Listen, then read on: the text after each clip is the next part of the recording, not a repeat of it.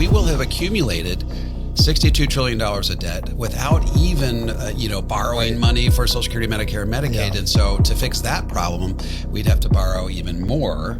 Yeah, so the problem is we're as a country, we've just promised way more than we can afford to deliver. And so over the course of the next 10 years, the national debt's going to grow by $2 trillion per year. And that's before Trump extends the tax cuts. Right. And that they, all of the think tanks, they've crunched the numbers. They say by extending those tax cuts, Committee for a Responsible Federal Budget, Maya McGinnis, very, very good with the numbers. They say that's going to cost an extra $5 trillion over 10 years. Yep. So the national debt will be $62 trillion by 2034, which means, we're fast approaching this point where, according to Penn Wharton, no combination of raising taxes or reducing spending will sort of arrest the financial collapse of our nation. So we're getting into the crunch zone here, and Congress has to start taking seriously this idea of dramatically paring back their spending or dramatically increasing their revenue. Right.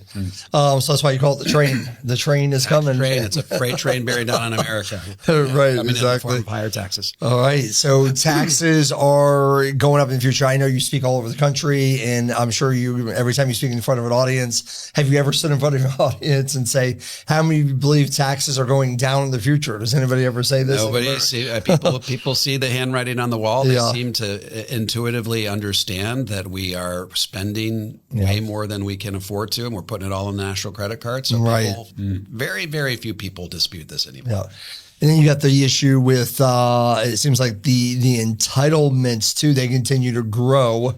So it puts an extra strain on the federal government and ultimately, how do we pay for the increased cost of Medicare, Medicaid, Social Security, and those kinds of things? Yeah, that's, we're accumulating all of this debt without even addressing the larger issue, which is entitlements. And we've got a current underfunding, according to Dr. Larry Kolikoff out of Boston University, of $239 trillion, which means we would have to have $239 trillion sitting in a bank account today, earning treasury rates, which is called 5%, just to be able to deliver on everything we promised. So we will have accumulated $62 trillion of debt without even, borrowing money for Social Security, Medicare, and Medicaid. And so to fix that problem, we'd have to borrow even more. Yes. And so it's just this confluence of this perfect storm of events that around 2030 is really going to reach ahead. Absolutely. So there you've got it. So even in the first 5 minutes here, Paul, there's no question. I don't think anybody can deny, and we're in the same camp, that we believe taxes are going up. When we look at people's financial plans, we look at what could ruin your financial plans, hopes, and dreams in the future and retirement. One of them is taxes are probably going to go up. Your silent partner you've had all these years in these tax deferred accounts is not going to remain silent anymore. They get to determine how much of their portion of that investment account that you guys have worked on together they're going to keep.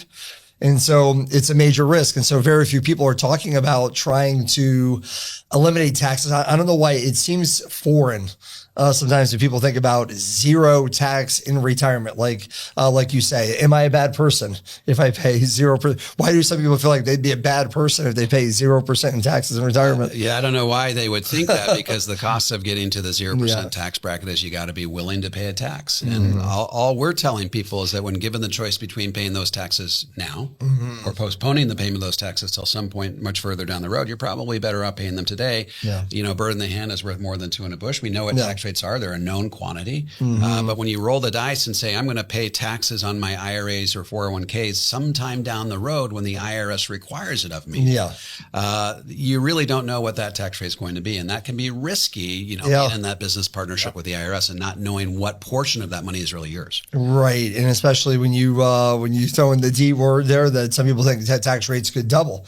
And I think a lot of people, like you asked the audience last night, you asked it all around the country, how many of you believe that the tax rates are high right now? How many of you believe that tax rates are high? I mean, everyone does. It's too high, but historically, it's actually not high in the history of the United States. Yeah, I mean, the further you go into the future, the